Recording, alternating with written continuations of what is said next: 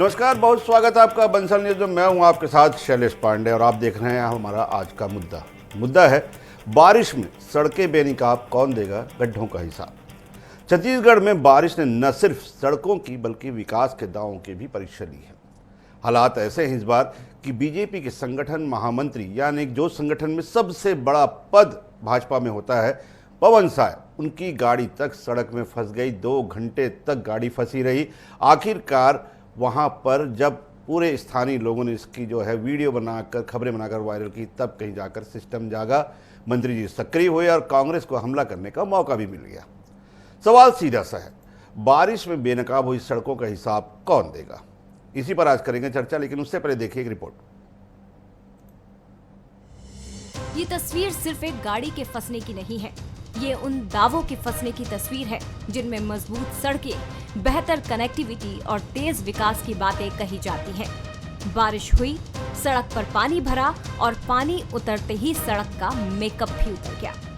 फर्क बस इतना है कि इस बार किसी आम आदमी की बाइक नहीं फंसी, बीजेपी के संगठन महामंत्री पवन साय की गाड़ी फंस गई। गाड़ी फंसी तो सवाल भी उठे, नाराजगी भी सामने आई और सत्ता के गलियारों तक संदेश भी पहुंच गया। जिस सड़क पर आम लोग महीनों से परेशान थे, वही सड़क तब सुर्खियों में आई जब वहां वीआईपी वाहन अटक गया। कांग्रेस ने मौके को मुद्दा बना लिया और सोशल मीडिया पर अभियान शुरू हुआ। जिला अध्यक्षों को निर्देश दिए गए और सड़क के गड्ढे विकास मॉडल पर सवाल बनकर खड़े हो गए।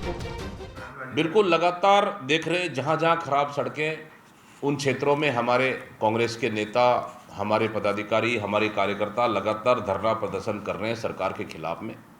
और हम लोगों ने निर्देश भी कर दिए हैं और बिल्कुल निर्देशित और भी करेंगे कि जहां जहां भी खराब सड़कें हैं, पुल पुलिया है, जहां सरकार कमीशनखोरी, भ्रष्टाचारी की वजह से वो सड़कें पुल पुलिया बन गया, वहाँ धंस गया, टूट गया, और आम जनता की हक की आवाज़ के लिए, उनके अधिकार के लिए कांग्रेस पार्टी लड़ाई लड़ रही है और आगे भी लड़ाई लड़ेगी। सवाल सिर्फ पवन साय की गाड़ी का नहीं है, सवाल उस किसान का है जो कीचड़ में ट्रैक्टर निकालता है, उस छात्र का है जो रोज गड्ढों से बचकर स्कूल पहुंचता है, उस मरीज का है जिसकी एम्बुलेंस खराब सड़कों पर झटके खाती है। अगर एक वीआईपी गाड़ी फंसने के बाद सिस्टम हरकत में आता है, तो उन लाखों लोगों का क्या जो रोज इन्हीं सड़कों पर अपनी किस्मत और वाहन दोनों संभालते हैं। हालांकि सरकार का कहना है कि खराब सड़कों की पहचान कर ली गई है, टेंडर हो चुके हैं और बारिश खत्म होते ही बड़े स्तर पर मरम्मत का काम शुरू होगा।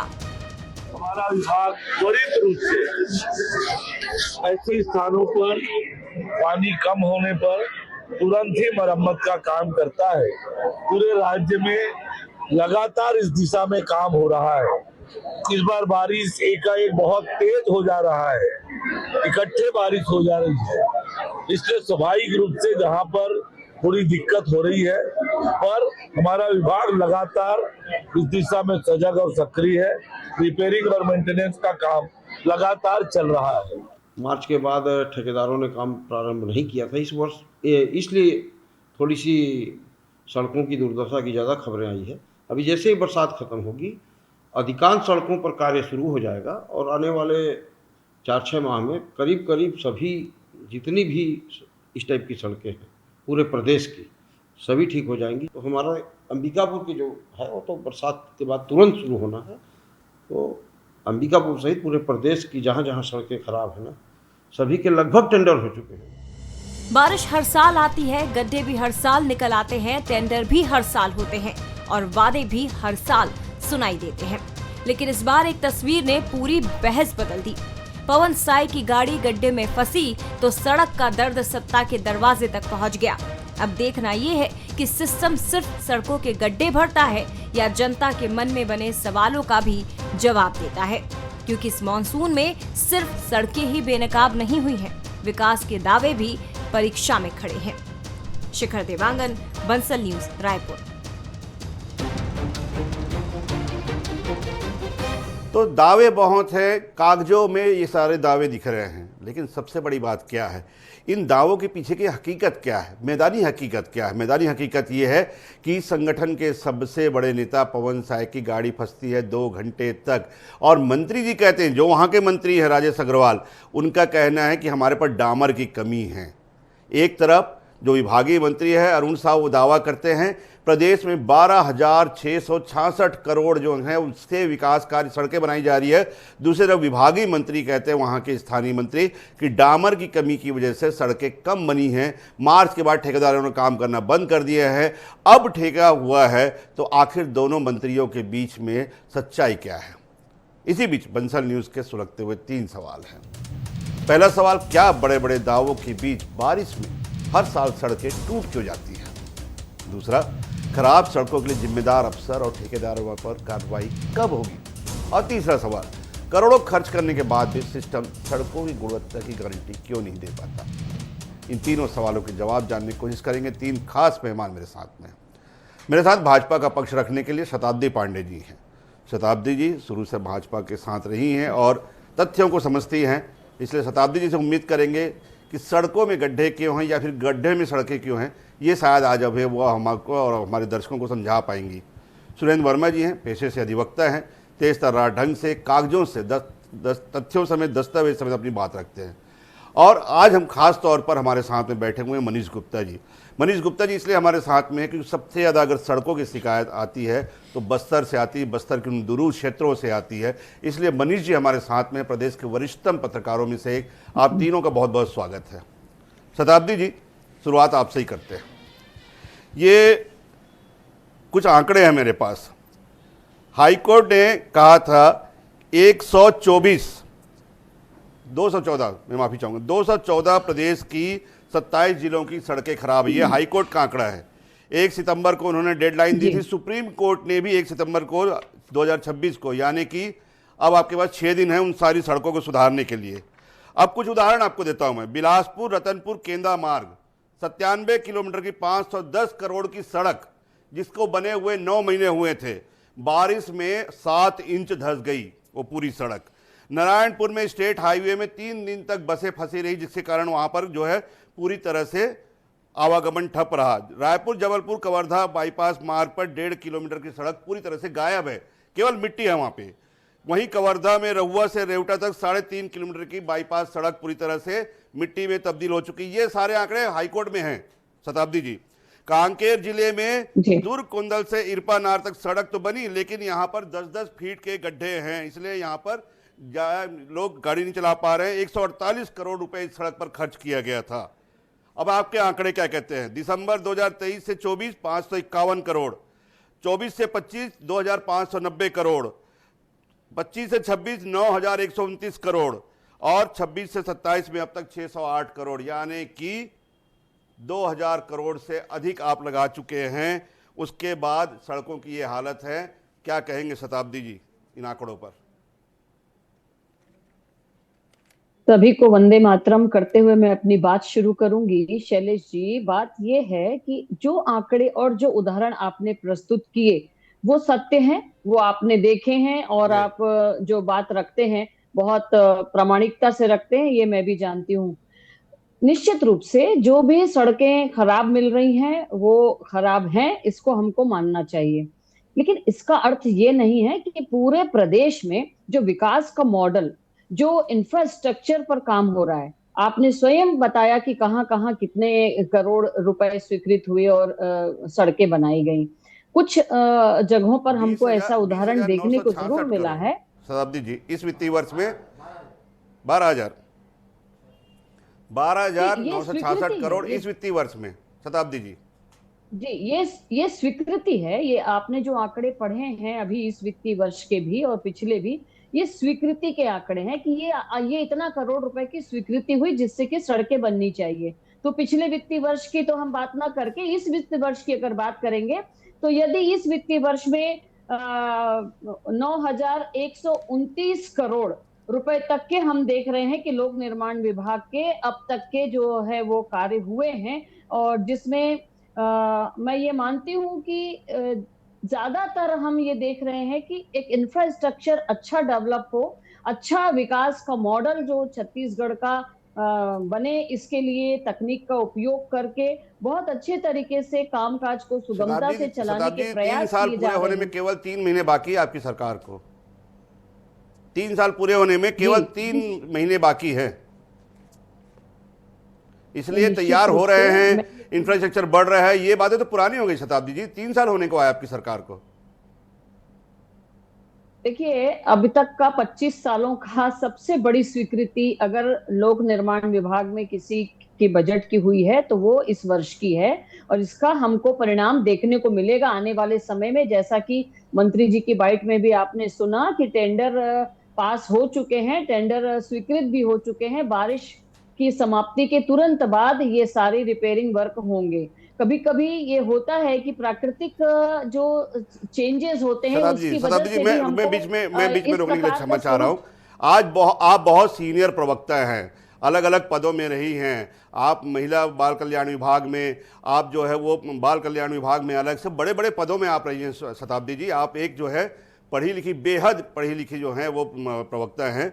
आपके मुंह से ऐसी बात बिल्कुल भी, टेंडर हो चुके हैं, बारिश के बाद काम शुरू होगा। शताब्दी जी, कहीं भी काम बारिश के पहले शुरू किया जाता है ताकि बारिश में वो सड़कें जो है लोगों को परेशानी ना हो। बारिश के बाद काम कौन शुरू करता है शताब्दी जी? तो बताइए ना शैलेश जी, मेरे को पूरे छत्तीसगढ़ में ऐसा नहीं है कि काम नहीं चल रहा है। बाकी जगहों पे बारिश के पहले काम हुआ है, जहां पे नहीं हुआ उसकी बात मैं कर रही हूं आपसे। और ऐसा बिल्कुल भी ना मानिए कि काम नहीं हुआ है। इस प्रकार से हम नहीं ये बात को रख सकते या स्थापित कर सकते कि छत्तीसगढ़ में सड़कों पर काम हुआ ही नहीं है या कोई भी अधोसंरचना को लेकर काम नहीं हुआ, ऐसा हम नहीं मान सकते ना शैलेश जी। काम हुआ है, एक बार लेकिन प्रमुख आप बात है, देखना। कुछ प्रमुख बिंदु शताब्दी जी, मुझे एक मिनट का समय दीजिए। कुछ प्रमुख बिंदु हाईकोर्ट में जो कहा गया वो मैं आपको बता रहा हूं। 214 ब्लैक स्पॉट 27 जिलों में, पूरे प्रदेश की बात बता रहा हूं मैं। केवल रायपुर से भिलाई के बीच 20 किलोमीटर के जो दायरा है, 20 किलोमीटर की जो सड़क है, उसमें 32 जगह ब्लैक स्पॉट। अब बताइए मुझे। नहीं, निश्चित रूप से ये आपकी बात को और हाई कोर्ट की बात को स्वीकार करना हर सरकार का, हर नागरिक का, हर जिम्मेदार व्यक्ति का ये जिम्मेदारी है। और हाई कोर्ट बताए तब मालूम होगा, ऐसा नहीं है। प्रत्यक्ष में भी हम लोग देख रहे हैं, इसमें सुधार होना चाहिए। इसके प्रति मंशा क्या है सरकार की, और पहले सरकार ने क्या क्या किया, इसको अगर हम देखते हैं कंपैरेटिवली, तुलनात्मक अध्ययन करते हैं, तो ऐसा सामने आता है आंसर कि कहीं पहले भी कोई गलती नहीं हुई थी और आगे भी नहीं होगी। लेकिन यदि इसके बाद भी हमको कहीं पर कोई कमी दिख रही है, उसको सुधारना ही हमारी नियति है। इसके अलावा हम कुछ नहीं कर सकते। चलिए सुरेंद्र जी, मैं स्वीकारोक्ति की मैं दाद देता हूं। शताब्दी जी कह रही कि हाँ बिल्कुल गड़बड़ियां हैं, सड़कें खराब भी है और हम सुधारेंगे। कम से कम उन्होंने इतना तो माना, दूसरे कम से कम ये मानने को तैयार नहीं है। हमारे मंत्री जी तो ये भी मानने को तैयार नहीं है कि सड़कें खराब हैं। राजेश अग्रवाल जी सीधा साफ कहते हैं काम चल रहे हैं, लेकिन कहाँ काम चल रहे हैं ये नहीं बता पा रहे हैं। सुरेंद्र जी, सबसे पहले तो मैं आपको और आपके लोकप्रिय चैनल बंसल न्यूज़ को धन्यवाद देता हूं, जो छत्तीसगढ़ की आम जनता की पीड़ा को महसूस करके इतने महत्वपूर्ण विषय पर सरकार से जवाब चाहने के लिए एक जनहित के मुद्दे को आपने उठाया। मूल बात जो है, इस सरकार का आधा कार्यकाल निकल चुका है और यदि वीआईपी की गाड़ी नहीं फंसती, यदि भाजपा के संगठन महामंत्री इस प्रकार की सार्वजनिक प्रतिक्रिया नहीं देते, मंत्री को फटकार नहीं लगाते, तो भारतीय जनता पार्टी के किसी नेता में नैतिक साहस नहीं है कि इतनी बड़ी समस्या जो पानी सर के ऊपर से निकल चुका है, सहनशीलता की सीमा जो है वो ख़त्म हो रही है। शहरों से लेकर गांवों तक हर जगह यही स्थिति है। जो सड़क है, जो प्रमुख सड़कें हैं, राष्ट्रीय राजमार्ग से लेकर राज्य की सड़कें, जिले को जोड़ने वाली सड़कें, गांव की सड़कें, और तमाम जगह यही हालत है कि तालाब बन चुके हैं, लोग नहा के प्रदर्शन कर रहे हैं। आपको याद होगा हाल ही में रायगढ़ में स्कूल के बच्चे वो स्कूल को छोड़ के सड़क की समस्या को लेकर धरने में बैठे थे और उनकी ये मांग थी, स्कूल पहुंचने में घुटने तक चिखले को, मतलब कीचड़ को पार करके जाना पड़ता है, उनके गणवेश खराब होते हैं और वो अपनी पढ़ाई को छोड़ के, स्कूल जाना छोड़ के सड़क के लिए धरने पे बैठे। ये एक जगह की समस्या नहीं है, दर्जनों वीडियो हैं। आज भी आईएनसी के पोस्ट में चला। एक हफ्ता पहले हमारे प्रदेश अध्यक्ष दीपक जी ने हर जिले में जिला अध्यक्ष को निर्देश दिया, ब्लॉक अध्यक्षों को निर्देश दिया, और ये लगातार हमारा जो है प्रदर्शन चल रहा है। वीडियो फोटो सोशल मीडिया में भी अपलोड कर रहे हैं और वहां पर स्थानीय स्तर पर प्रदर्शन हो रहे हैं। मूल बात, बजट की स्वीकृति को उपलब्धि बताकर ये अपनी जिम्मेदारियों से मुंह नहीं मोड़ सकते, ये अपनी जिम्मेदारियों से बच नहीं सकते। ये पिछले साल का बजट प्रावधान है। जो पीडब्ल्यूडी का जो बजट था उसमें से 36% राशि खर्च ही नहीं की गई। देखिए शैलेश भैया, सड़कों को धमनी कहा जाता है विकास का।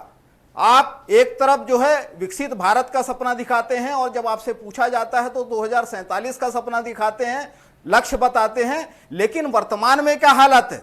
जो आप बजट आवंटन करते हैं उसमें से 1/3 से ज्यादा राशि, 36% राशि यदि खर्च ही नहीं किया जाए तो क्या मतलब ऐसे बजट प्रावधान का? और जो बजट प्रावधान होते भी हैं उसमें जो गुणवत्ता को लेकर सवाल है। आपने बहुत सारे उदाहरण दिया, 4-6 उदाहरण मैं भी दे दूं। जो पीडब्ल्यूडी मंत्री अरुण साव जी का गृह जिला है, मुंगेली जिले में अमर टापू में 4.5 करोड़ की लागत से पुल बना और 15 दिन नहीं टिका, वो पहली बारिश में ढह गया।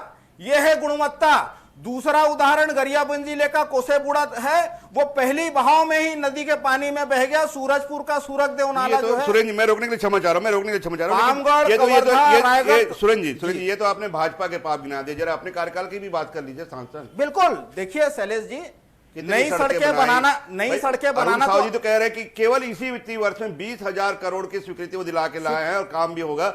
जरा एक बार पूरे 5 साल के कार्यकाल के भी बता दीजिए, कितनी सड़क बनाए, कितनी नई जो है पुल बना दिए। शैलेश जी, 4 तरह के सड़क तो हम बरसों से सुन रहे हैं ना। हमारी सरकार में एक नई योजना आई, मुख्यमंत्री धरसा सड़क योजना। हमारी जब सरकार थी, देखिए मरम्मत करना जो है ये नियमित प्रक्रिया है। सरकार कोई भी आए, नई सड़कों बनाने के साथ साथ आपको पुरानी सड़कों का रखरखाव भी करना है। पिछले 2.5 साल में यह सरकार मरम्मत तक नहीं करा पाई। हमारी तो योजना किसानों के खेतों तक सड़क बनाने की थी और हमने बनाया भी। जो हमारी जिम्मेदारी थी पुरानी सड़कों के रखरखाव के साथ नई सड़कें भी हमने बनाया। वर्तमान सरकार में जो पीडब्ल्यूडी के अधिकारी हैं, जो पंचायत विभाग के जो ग्रामीण सड़कों के रखरखाव के लिए जिम्मेदार हैं, वो मंत्रियों को प्रसन्न करने के लिए 13 और 10 गात्र के कार्यक्रम के आयोजन में पीडब्ल्यूडी का पैसा फूक रहे हैं। तो इनके फोकस में तो जन सुविधा है। ये तो हम मान सकते हैं, ये तो हम मान सकते हैं। कहीं ना कहीं देखिए दावे और जो बाकी चीजें उन मान सकते हैं। हम मान सकते हैं विपक्ष का जो धर्म है, सुरेंद्र वर्मा जी अपना धर्म निभा रहे हैं। हालांकि दस्तावेजों में जो सच्चाई है वो मैं सामने रख चुका हूं, शताब्दी जी के सामने रख चुका हूं, हम सभी सामने रख चुका हूं। लेकिन मैदानी स्थिति क्या है, मैं एक बार मनीष जी के पास चलता हूं। मनीष जी, हम दावों की बात कर सकते हैं, ठीक है, हम मान सकते हैं कि 20,966 करोड़ केवल इसी वित्तीय वर्ष में स्वीकृत हुआ। अब ये सब बता रहे हैं ना, 551 करोड़, 2,590 करोड़, 9,129 करोड़, तमाम चीजें मान सकते हैं।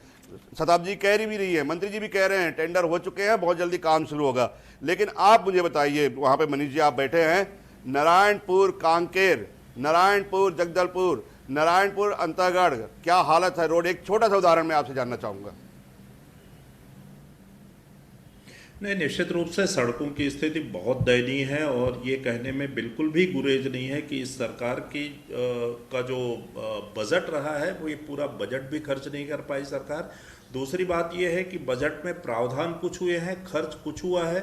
तीसरा जो है, ठेकेदारों को पेमेंट अभी नहीं मिला है। 2-2, 3-3 वर्षों से ठेकेदार घूम रहे हैं और ठेकेदार लगातार जिला मुख्यालय, संभाग मुख्यालयों में प्रदर्शन कर रहे हैं कि 2-2, 3-3 सालों की जो हमारी राशि है वो हमें वो दिया जाए।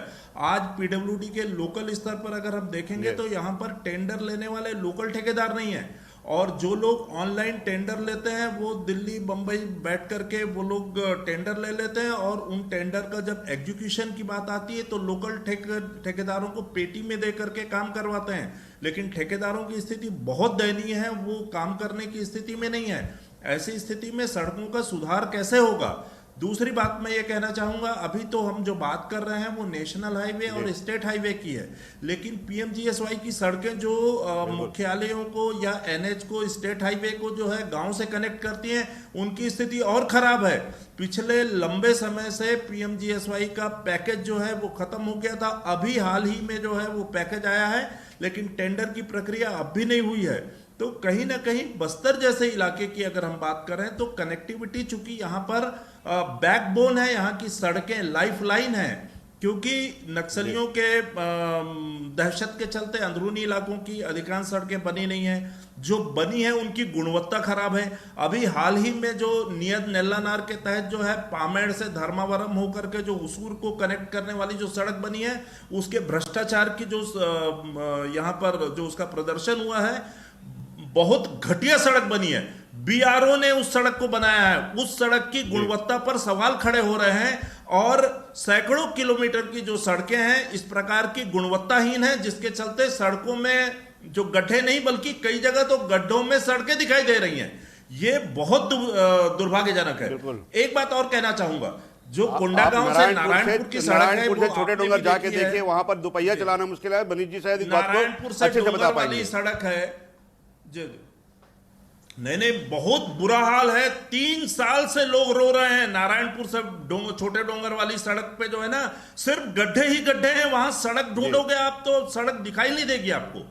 आज वो सड़क का बुरा हाल है। दूसरा, नारायणपुर जिला मुख्यालय कोंडागांव से कनेक्ट करने के लिए जो कोंडागांव से नारायणपुर का जो है ना पूरे रोड को खोद दिया गया है।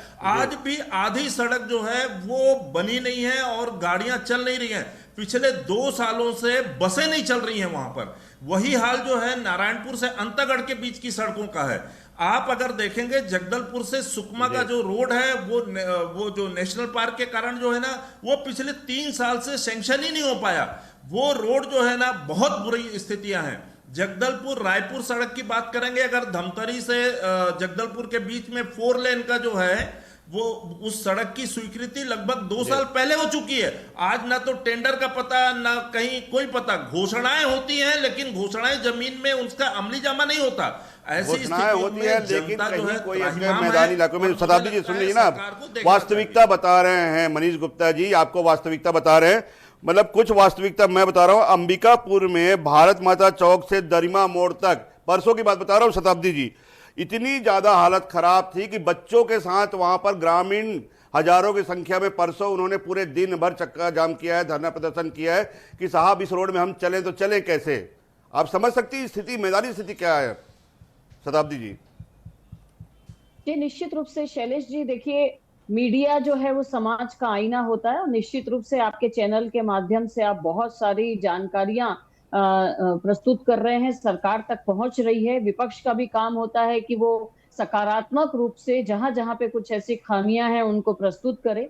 लेकिन कहीं ना कहीं हमको ये विचार करके चलना चाहिए कि 2-3 ऐसे कारण होते हैं कि मान लीजिए जो पूरा सिस्टम है, इसमें टेंडर लेने वाले लोगों का जो एक सिस्टम चला रखा था पहले से, उसको पूरा स्वच्छ करना, साफ करना, सही लोगों को टेंडर देना, सारी प्रशासकीय स्वीकृतियां लेना और उसके साथ साथ सही काम हो, बजट का दुरुपयोग न हो। बजट मैं क्षमा चाहूंगा लेकिन सीएजी की 2 रिपोर्ट की तरफ आपका ध्यान दिलाना चाहूंगा। सीएजी की 2 रिपोर्ट है। सीएजी ने अपनी रिपोर्ट में कहा है जल जीवन मिशन पे छत्तीसगढ़ 23वें नंबर पे है, 23वें पायदान पे। आप समझ सकते हैं हम कितने पिछड़े हैं। उसी प्रकार 34%, मैं शायद मेरा आंकड़ा 1-2% आगे पीछे हो सकता है, 34% राशि पीडब्ल्यूडी खर्च नहीं कर पाई है ओवरऑल आपकी जो है। इसके अलावा सुप्रीम कोर्ट और हाई कोर्ट की टिप्पणी में दिखा चुका हूं। सुप्रीम कोर्ट ने 1 सितंबर 2026 की मियाद दी है सड़कों की हालत सुधारने के लिए, या 2026 तक, 1 सितंबर 2026 तक, मतलब केवल 7 दिन तक आप ये सड़कें सुधार लेंगे।